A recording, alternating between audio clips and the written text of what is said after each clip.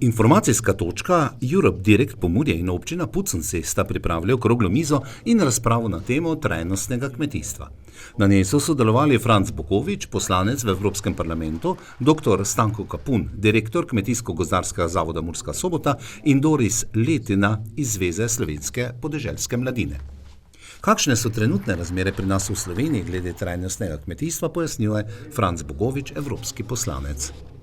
Samo stanje kmetijstva v Sloveniji je bistveno bolj trajnostno, kot je povprečje Evropske unije. Tako da marsikdo, ki si je zamislil ta prehod, bi želel imeti takšno stanje, kot ga imamo mi.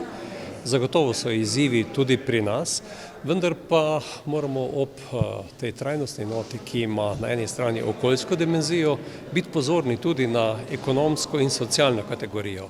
Zato mislim, da je ta proces bolj zelenega kmetijstva, ki v Sloveniji traja že vrsto let, nekaj, na čemur je treba vztrajati. So tu nove možnosti, nove priložnosti, recimo pri zmanjševanju rabe pesticidov se veliko stavi tudi na te elemente tako imenovanega preciznega kmetijstva, kjer lahko mehanizacija na mehanski način marsikaj naredi, dosti se računa tudi na nove genomske tehnike, s čimer bi ustvarili sorte, ki bi bila sorte posameznih vrst, ki bi bile bolj odporne, bodisi na sušo in na podobne zadeve, se pravi, da imamo večje pridelke kljub težjim pogojem. Tako da gre v bistvu za nekaj, na kar je slovensko kmetijstvo pripravljeno. So še možnosti, kot sem že dejal, nikakor pa ne smemo pristati na to, da nam nekdo vsiljuje nek diktat, izhajajoč iz tega, naprimer, da je na Nizozemskem 7 glav velike živine na hektar, pri nas 1 glavo veliko živine na hektar, da imajo nekje porabo pesticidov bistveno večjo kot pri nas in podobno. Tako da ob vseh zahtevah tudi kanček soli zdrave kmečke pameti in uveljaviti naše izhodišče, ki je zagotovo boljše od povprečja EU. Ena od prioritet naše kmetijske politike je skrajševanje prehrambenih verig od pridelovalca do končnega kupca potrošnika. To trajnostno kmetijstvo se mnogokrat od tega, da se na okoljsko sprejemljiv način pridela hrana, velikokrat je to tudi certificirana ekološka pridelava, na drugi strani pa zelo pomembno, da so direktni ponudniki na trgu in da to razliko, ki se v prehranski verigi velikokrat ustvari in gre v bistvu na škodo na eni strani proizvajalca, na drugi strani potrošnika, v bistvu si ta dva razdelita. Tako da na koncu, če imaš te kratke verige, je lahko zelo kvalitetna hrana dostopna za potrošnika, ta doprinos oziroma zaslužek pa je bolj pravično razdeljen. Kakšno pa je stanje slovensko samooskrbo s hrano, Franc Bogovič? Prvi omejitveni faktor je to, da imamo v Sloveniji manj kot 900 kvadratnih metrov njivskih površin na prebivalca. Nekje med 1500 do 2000 kvadratnih metrov bi v tem evropskem tipu kmetovanja naj zadoščalo za to popolno samooskrbnost. Zato bomo po vsej verjetnosti v posameznih kulturah tudi še v bodoče odvisni od uvoza. Paziti moramo na to, da ne pozidamo te zemlje, po drugi strani tudi v nekaterih zahtevah, kjer bi 10% njivskih površin ostalo v prahi, je zelo vprašljivo. Po drugi strani uredba o pesticidih, ki bi zmanjšala te njivske površine za 41%, kjer naj ne bi smeli več uporabljati pesticidov, ker je v varovanih območjih. Tako da to so vsi ti elementi, na katere je treba paziti pri evropski zakonodaji, doma pa zagotovo z evropskimi sredstvi, znanjem, z mladimi, tudi narediti napredke v tehnologijah, v boljšem povezovanju, kar je tudi ena od rak ran slovenskega kmetijstva in na takšen način lahko potem tudi resnično naredimo to, da bo slovenska hrana dostopna tudi slovenskemu potrošniku. V zadnjem času je na mizah v razpravah o kmetijstvu tudi vse večja zaraščenost kmetijskih površin in še zlasti vznemirja sobivanje kmetovalcev in velikih zveri, ki povzročajo nemalo škode.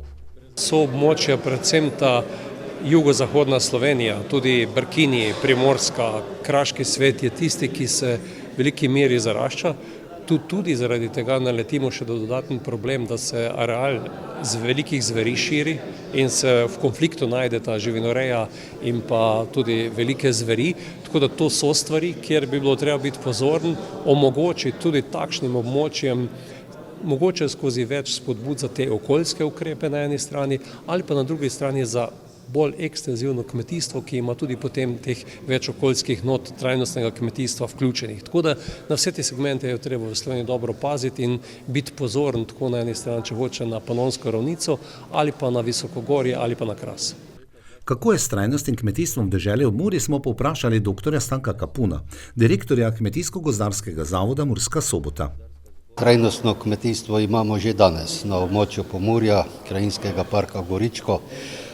To prav gotovo zajema vse, da dejansko ostane ta pokrajina poseljena, da ostane obdelana, da preprečujemo zaraščanje in da na nek način si kmetje oziroma ti, ki se ukvarjajo z kmetijstvom, zagarantirajo neki dohodek, s katerega lahko potem tudi normalno preživijo.